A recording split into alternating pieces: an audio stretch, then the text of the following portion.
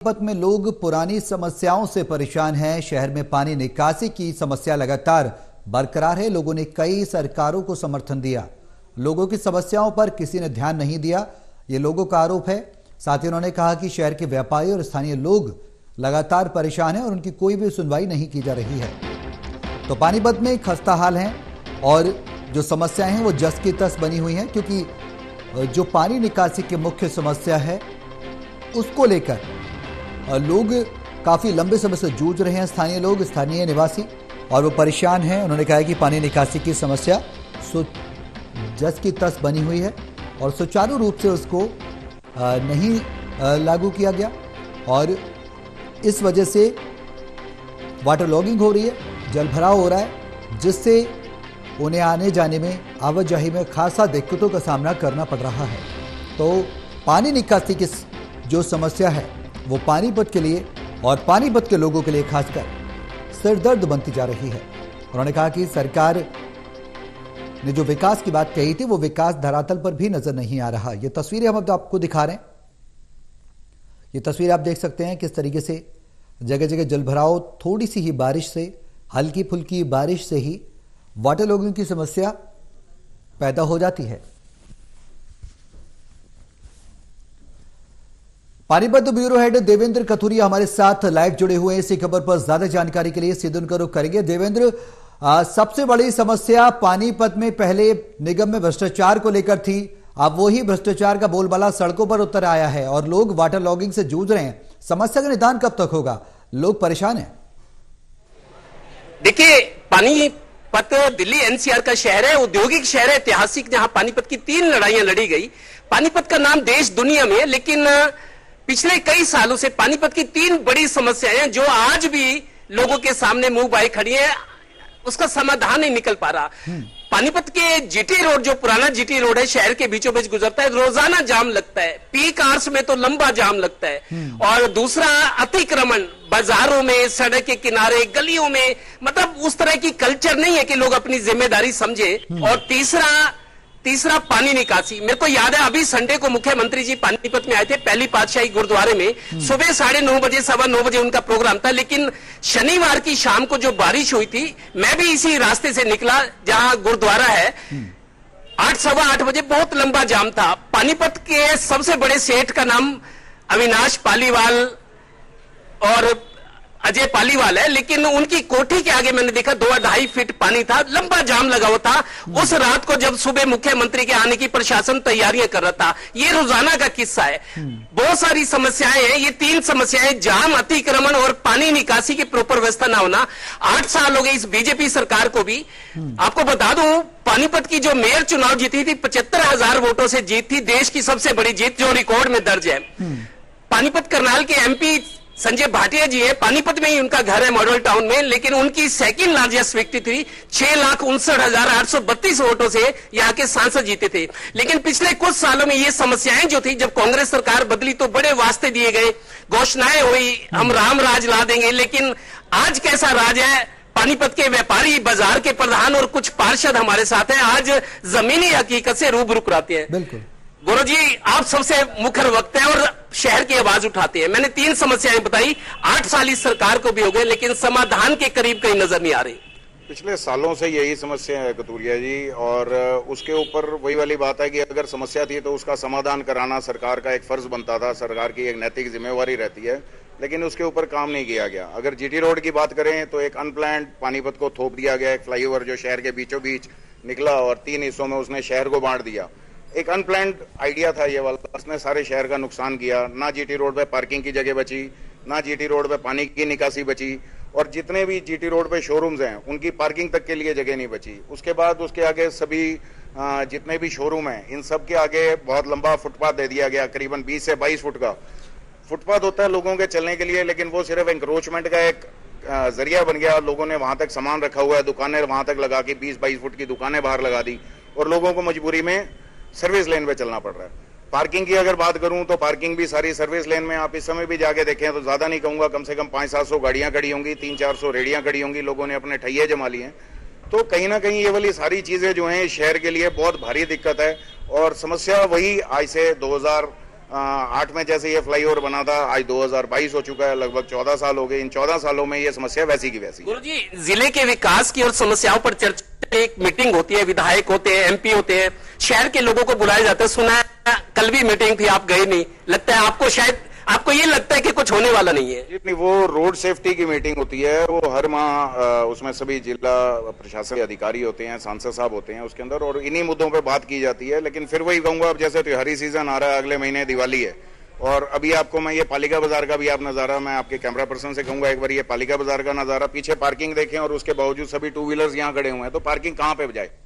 सामने वाला जो ग्राहक भी आएगा उसको भी अपना 2 व्हीलर है, अपनी गाड़ी है, उसको कहीं खड़ी करनी है। सर्विस लेन, वही वाली बात की सर्विस लेन में जहां ऑटो और 2 व्हीलर और लोडिंग व्हीकल चलने चाहिए, वो सर्विस लेन पे सारी गाड़ियां खड़ी हुई हैं, रेडियां लगी हुई हैं, लोगों ने अपने लिए जमाए हैं। फुटपाथ है वो लोगों के चलने के लिए होता है, वहां पे लोगों ने 20-20 फुट का इंक्रोचमेंट कर रखा है, वहां पे गाड़ियां। बैंक की बात करूं, वैसे देखा जाए तो कोई भी इस तरीके की जो कमर्शियल बिल्डिंग होती है उसमें जब तक अपनी पर्सनल पार्किंग वो नहीं देते हैं तब तक वो बैंक उसको नहीं लेता, अपनी लीज पे नहीं लेता। लेकिन यहाँ पानीपत के जितने भी बैंक हैं, जितने भी आपके होटल्स हैं, जितने भी आपकी एजुकेशनल इंस्टीट्यूट्स हैं, उन सब की पार्किंग जो है वो रोड के ऊपर है। सैकड़ों की तादाद में मोटरसाइकिलें सर्विस लेन पे खड़ी हुई हैं। बहुत सारे लोग कहते हैं कि जो हमारे लीडर्स है, जिनने चुना, विजन की कमी है। विल पावर तो चलो जितनी है, लेकिन विजन नहीं है, हमने करना क्या है। लगता है रास्ते से भटके हुए, यही वजह की कोई नतीजा नहीं मिल पा रहा। नतीजा तो अगर हम ये जितने भी पार्षद हैं, साहब हैं, अगर यह नतीजा निकालना चाहेंगे ना तो इन्हीं के हाथ में है। समस्या कोई बड़ी नहीं है, लेकिन समस्या का समाधान यह करना चाहे तो आज हमारा पानीपत सिर्फ खड्डों और जाम के अंदर, अभी हमारे गौरव जी बता रहे थे कि कितना बुरा अतिक्रमण है। नाम जो इतना मशहूर होता था, आज किसी रोड पे चले जाओ, जब कांवड़िए आए, यहाँ पर कांवड़ यात्रा निकली तो लोगों को गंदे नाले के पानी में से कांवड़ियों को आना पड़ा। आज हनुमान जी के स्वरूप निकलने हैं, हर जगह खड्डे खुदे पड़े हैं, कुछ इधर खुदा है, कुछ उधर खुदा है, और जहां नहीं खुदा है वहां खुद रहा है। उसको बनाने की जगह जहां नहीं खुदा है वो भी खोदी जा रहे हैं। कुछ इस साइड खोद रखा है, कुछ इस साइड खोद रखा है, और जहां नहीं खोदा है वो भी खोदी जा रहे हैं, नहीं कि पहले उन्हें बनाया जाए। लेकिन आप देखें पूरे पानीपत की हालात आज तक ऐसे बदतर नहीं हुए जो आज हो रहे हैं। अभी तक हमने भी नहीं देखा था, हमने भी इतना तो देखा, लेकिन जो भी नेता लोग हैं सिर्फ बस यही एक पोस्ट आती है नेता लोगों की कि आज हमने ये कर दिया, वो कर दिया, लेकिन पानीपत की जनता सब देख रही है कि पानीपत में कितना विकास हुआ है। आप 2 बार की निगम पार्षद हैं, अब पार्षद है, व्यापारी भी बड़े। आप अशोक नारंग का नाम पानीपत में कोई आदमी नहीं जो ना जानता हो। क्या वजह क्या है? आप तो सत्ता से जुड़े हो, ये हालात क्यों है ऐसे? लोग निराश हैं, हताश है। निराश की बात सही है आपकी कि जनता निराश है, इस समय हताश भी है, और उसका कारण यह है कि ये पुराना शहर, छोटा शहर था, अब आबादी दिन ब दिन बढ़ रही है। क्या हमें भी तो उसमें जागरूक होना चाहिए? अब आप अपने कैमरामैन को भी आपके कैमरामैन ने घुमा के देखा कि जनता के कहाँ ये एक्टिवा लगा रखी है, कहाँ हम लोगों ने एक्टिवा लगा रखी है। कोई ना कोई, जैसे अभी गौरव भाई ने कहा, जो हम बिल्डिंग पास करती है नगर निगम, जैसे बैंक की है, एजुकेशन की है, जो भी बिल्डिंग्स है पास करती है, उनके लिए पार्किंग होना अनिवार्य है। आप उनके चलान काटो, उनको बिल्डिंग पास मत तोड़ने दो, क्योंकि जाम तो रहेगा। जनता ने आना, अपना व्हीकल खड़ा करना, उसने अपनी गाड़ी से आना, कार से आना, स्कूटर एक्टिवा से आना, तो उसने अपनी खड़ी करनी है, तो जाम क्यों रहेगा। मैं ये कहूंगा, अशोक नारंग ने कांटों का ताज पहना हुआ है, लोग ताने देते हैं, अब तो मेरे को पता है क्या कहते हैं लोग। देखो लोगों ने हमें प्यार भी देते हैं। आपका इलेक्शन आपने देखा था 2018 का, कैसे अगर अशोक नारंग पे लोगों को विश्वास था, तभी तो अशोक नारंग को लोगों ने चुना था। और आज भारतीय जनता पार्टी का सांसद संजय भाटिया जी अगर पूरे हिंदुस्तान में वर्ल्ड रिकॉर्ड वोटर जीता है, दूसरे नंबर पर जीता है, तो जनता का प्यार ही है। जनता को हमसे उम्मीदें ही है और हम उन उम्मीदों पे कोशिश कर रहे हैं। ठीक है, खरा नहीं उतरे। अभी भाई ने कहा कि खड्डे हैं, हम मानते हैं हनुमान स्वरूप खड्डे हैं, पर पीछे आपने देखा पिछले हफ्ते एक अपना उन्होंने टेंडर तुरंत पास करके जितने खड्डे हैं भाई वो भरवाए जाएं, वो तुरंत अभी भी टीम इस समय लगी हुई है। चाहे वो माई जी कॉलोनी में आप देख लो, इस समय जाके देख सकते हैं, अभी तुरंत देख सकते हैं कि वो खड्डे भर रहे हैं। ठीक है, समस्याएं बहुत है, शहर छोटा है, शहर पुराना है, जो शहर की पैसा आना चाहिए था वो शहर के अंदर नहीं है। मैं इस बात को खुद कहता हूँ, क्योंकि जो शहर के लिए आज से 2 साल पहले जब मैंने लेटर दिया कि शहर के हालात खराब है, इस वार्ड में ये परेशानी है, तो अधिकारियों ने यह कहा कि आपका तो 90 करोड़ का टेंडर लग रहा है शहर के लिए अलग, तो आपका तो एक शहर में एक टेंडर में बन जाएगा। आज आपके पास एक मिनट सर, एक मिनट पूरी बात सुनिए। उसके बाद भी 90 करोड़ का टेंडर लग रहा है। अभी मेरे को 8-10 दिन पहले पता चला तो छोटे छोटे टेंडर लगे। कुछ हमारे अधिकारियों की गलती है और कुछ जो बड़े नेता, ऐसे कि शहर के बड़े नेता, उनको भी चाहिए कि शहर की तरफ ध्यान दें। सर्विस लेन पे रेडियां खड़ी हैं, गाड़ियां खड़ी हैं, एक संजय चौक रेन खड़ी है, आज तक कोई एसपी नहीं हटवा सका, कोई पुलिस। वो कहते हैं जी मेयर हमारे घर का है। संजय चौक पे एक सग्गू नाम की क्रेन खड़ी है, लोग बहुत परेशान है। वो कहते हैं जी मेयर, हम तो मेयर के परिवार से हैं, नहीं हटती क्रेन। वो ये जवाब देते हैं। इन नेताओं के लिए क्या क्या कहे? जो लोग परेशान है, सर्विस लेन पे जगह नहीं, जीटी रोड पे जाम है, कहां जाए लोग? एक आशीष कुमार नाम से पुलिस वाला आया था, उसने बड़ा सुधार कराया, पर बड़े नेताओं से पंगा उसको महंगा पड़ा। बड़े नेताओं से उसको पंगा महंगा पड़ा और अपना घर बैठा वो, और अब इनके भेद खोल रहा है तो उसके ऊपर उन्होंने जांच बिठा दी है। ये तो पानीपत का सुधार है। पानीपत की पहचान गंदगी और जाम। असंध रोड पुल के नीचे, रेलवे ब्रिज के नीचे पानी आज तक 25 सालों से ही नहीं निकला। मैं तो 5-7 सालों की बात नहीं करूंगा। उस कारण जो रिक्शे हैं, जो टेम्पू है, बेचारे ऊपर से माल लेके जाते हैं, जाम लगने ही लगना है।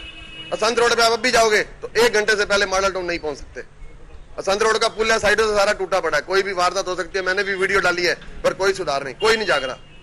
समस्याएं इन्होंने बताई। आप चूंकि बीजेपी से जुड़े हो, बड़े कमिटेड कार्यकर्ता हो, क्या समाधान देख पा रहे हो व्यापारी होने के नाते? देखो, सबसे पहले तो मैं जनता से अपील करूंगा कि वो भी अपने आप को सुधारे, अपने आप को चेंज करे। हम रोज मार्केट में देखते हैं, हमारे मोदी जी वहां बैठे सफाई अभियान के लिए इतना कुछ कर रहे हैं, लेकिन लोग वहीं खाते हैं, वहीं पत्ता फेंक देते हैं। जब तक हम अपने आप को सुधार नहीं लाएंगे तब तक कोई सुधार हो नहीं सकता। लोग सुधरना नहीं चाहते तो कानून ना, अफसरों को ये होता है कि सुनो, अगर आप लिबर्टी देंगे, आप सोचेंगे गरीब आदमी है, ये है, तो फिर कानून से खिलवाड़ होगा। कानून को मानते तभी है जब सख्ती होती है। ये इस देश का वो है। अंग्रेजों के जमाने में कैसे लोग, अंग्रेज भले ही बुरे थे देश के लिए, लेकिन लोग कहते थे अंग्रेजों का राज अच्छा था। मैंने कई लोगों के मुंह दिख नहीं सकते क्या?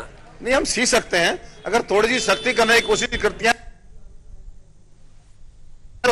छोटे से मैं इससे बात करा देता हूं, वो बात कराने से सारा काम रुक जाता है, इसलिए सारी सख्ती रुक जाती है। बीजेपी विपिन भाई की इस बात से थोड़ा सा सहमत नहीं हूं। जैसे अभी विपिन जी ने कहा, लोगों के अंदर जागरूकता आनी चाहिए। पानीपत का ये एक हिस्सा है यमुना इंक्लेव, पानीपत का एक हिस्सा है टीडीआई, एलडीगो और आपका अंसल। वहां पे आपको गंदगी क्यों नहीं मिलती है? वहां पे भी तो साफ सुथरा है। वहां पे एक मैनेजमेंट है, वो मैनेजमेंट उसको संभालती है। यहाँ पे भी अगर इस तरीके की मैनेजमेंट, इनको बोला था वार्ड वाइज ऐसी कमेटियां बना दी जाएं, जिसमें, चलो इस बात को बाद में करेंगे, तो फिर हम बात करेंगे। सबसे पहले अभी आपकी जो बात हुई थी वो थी ट्रैफिक जाम की। मुलाजिमों की बात करें, मुलाजिमों की अलग अलग स्थान पे ड्यूटी लगी हुई है। दोनों जोन एसपी साहब ने आके दोनों अलग अलग जोन बांट दी, हाईवे एक अलग जोन कर दी। 3 जोन के अंदर शहर का ट्रैफिक बटा हुआ है। उस बटे होने के बावजूद भी अगर ट्रैफिक जाम रहता है तो वो जाम क्यों है? मसला आपका यह था, आज का हमारा विषय ये वाला था। इस विषय की एक सबसे बड़ी जो चीज थी वो थी हमारी सर्विस लेन। क्योंकि सर्विस लेन एलएनटी के अंडर में आती है और सर्विस लेन पूरी तरह से टूटी फूटी है। क्योंकि जो भी अब जैसे आगे हमारा त्योहारी सीजन आ रहा है, हैंडलूम का सीजन आ रहा है, कंबल का सीजन आ रहा है, और इसमें लगभग सारी लोड जितना भी है वो सारा पचरंगा बाजार से होते हुए जीटी रोड से होते हुए निकलता है। क्योंकि वो स्लो मूविंग व्हीकल्स हैं और उनको सबको सर्विस लेन में होना चाहिए, और वो बेचारे सर्विस लेन में यूं नहीं चल सकती क्योंकि सर्विस लेन पूरी तरह से टूटी हुई है। नगर निगम कह रहा है एलएनटी करवाए, एलएनटी कहता है नगर निगम करवाए। नुकसान किसका हो रहा है? जनता का। दूसरी चीज, ऑटो जीटी रोड पे जाम की बात होती है तो उसके अंदर ऑटो एक बहुत बड़ा कारण आता है। ऑटो के बिना लाइफलाइन है पानीपत की, ऑटो के बिना पानीपत नहीं चल सकता। लेकिन वही ऑटो अगर जीटी रोड पे चलने की जगह सर्विस लाइन पे चले तो आपकी जीटी रोड की समस्या काफी तक हल हो सकती है। लेकिन ऑटो नहीं चलता, उसका कारण यही है कि सर्विस लाइन की टूट फूट, उनका नुकसान होता है। तो पानीपत में जिला प्रशासन की लगातार हम देखते हैं डीसी ऑफिस में मीटिंगें चलती है, मीटिंगें लगातार हो रही है, लेकिन लोगों को रिजल्ट्स का इंतजार है। और एक बात इस मौके पर यह कहना भी जरूरी है कि पानीपत के नेताओं की बड़ी बड़ी फोटो लगी रहती है महीने महीने तक। किसी का जन्मदिन भी हो तो जन्मदिन की बधाई के होर्डिंग बोर्ड आज भी 1.25 महीने बाद भी लगे हुए हैं। और सोशल मीडिया तो देखकर हमारे नेता आत्ममुग्ध है, बड़े खुश है। लेकिन जनता क्या सोचती है आपके सामने है। पानीपत की समस्याओं को यूं ही उठाते रहेंगे। बिल्कुल देवेंद्र, सवाल यही है कि आखिरकार जमीनी स्तर पर लोगों को सुधार मिले। फिलहाल बहुत शुक्रिया तमाम जानकारी के लिए।